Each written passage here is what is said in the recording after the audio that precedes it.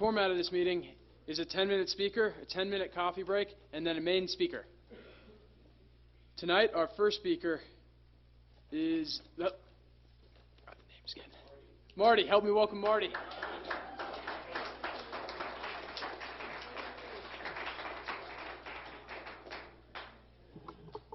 Hi there, my name is Marty. I'm an alcoholic. I'm grateful to be here sober tonight. That was probably the quickest 10 minutes of the meeting I've ever seen. I sat in some meetings that felt like they were 8 hours long, but not this one. So I'm a little bit nervous about getting up here tonight. Just want to share that so I can get that off my chest. My sobriety date is the 8th of November, 2019. So I'm sober just a little over 100 days.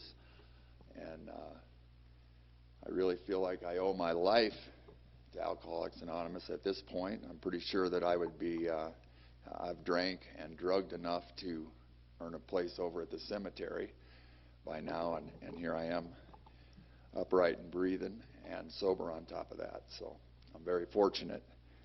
I'll start out. I got my Linda Perry story. I'll just go ahead and start out. One of the first times that I can remember drinking enough alcohol to get drunk, it was back in high school. I was a sophomore, and somehow I had arranged to have a date with this gal that was a couple of years older than I was, and I was very excited about that. You know, I wouldn't really say that at the time I realized I was obsessively excited about that, but when I look back about it, I would have to say that I was obsessively excited. You know, that's about all I could think about all week, you know, how this date was going to go. And so Friday night, we were going to get together and go to the football game, right? And she showed up with a bottle of Tanqueray gin and a bottle of 7-Up. And basically what happened is all of my plans and schemes and ideas that I'd been working on all week kind of went out the window after I got started on that Tanqueray. And that's just kind of really the way that my drinking was. You know, I didn't realize it at the time that it was out of control, but it was pretty much out of control from the get-go. You know, really my drinking is not that much different probably than anybody sitting in here. What I'd like to talk about a little bit, I guess, is really more my thinking, kind of that part of that. You know, you guys know the drinking thing, but hopefully you can kind of connect with some of the mental stuff that goes on with this disease. And so I got married maybe a couple of years after high school, so I was pretty young, and my wife started giving me trouble about my drinking. We had a kid, and I think I had maybe dropped the baby and something like that, but she was upset.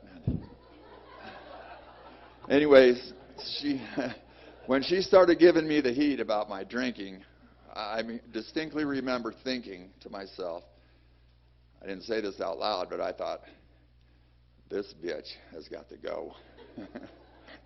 And eventually she did. It was maybe 30 years later, but, you know, I didn't really think that there was, you know, that was out of the ordinary thinking.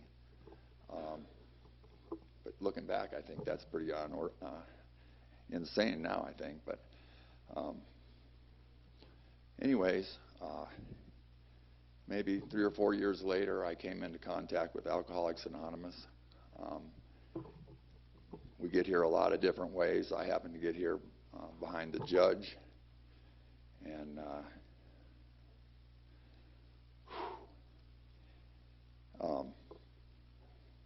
it didn't take me long, and I realized that they weren't keeping roll here, you know. I was supposed to go to 12 meetings, and nobody, you know, I didn't have to be responsible for being there at all. So I went to 1 or 2 meetings, and then I just quit showing up. And eventually I made it back here. It wasn't too awful long after that because, you know, I got in a lot of trouble. I got a lot of drugs in my story. I know that the book talks about that by every form of experimentation and self-deception that we will try to prove ourselves exceptions to the rule and not be an alcoholic. And I kind of look at my drug history as kind of one of those experiments, you know. I mean, I took chemicals that I got addicted to, but how can you be a drunk if you don't even drink, right? That's some good thinking, not what I think. Solid thinking. So anyways, it was just another one of the ways that I lied to myself about whether I'm an alcoholic or not. And I'm having a hard time breathing.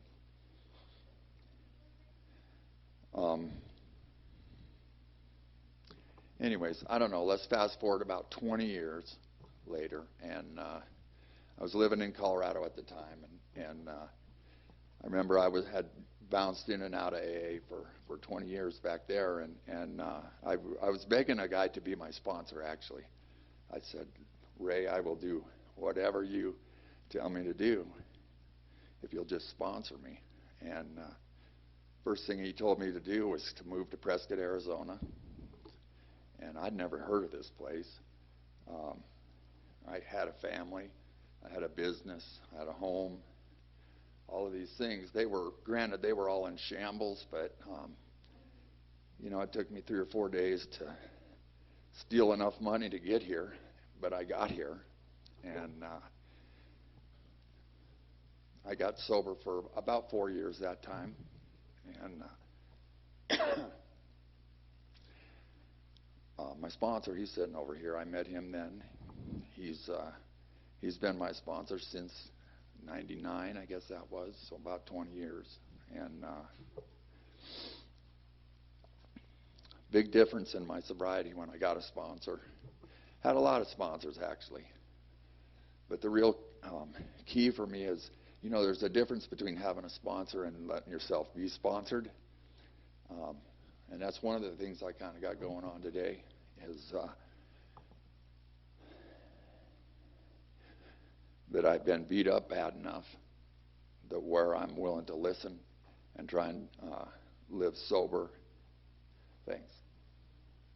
Somebody else's way, not my own. And I figure that's my biggest asset at this point, you know. So if you're new, I just want to say that I think AA is one of the best deals that I ever ran across. You know, there's a lot of things that are available to us here, and I need to get down so I can breathe. Thanks for letting me share for a little bit.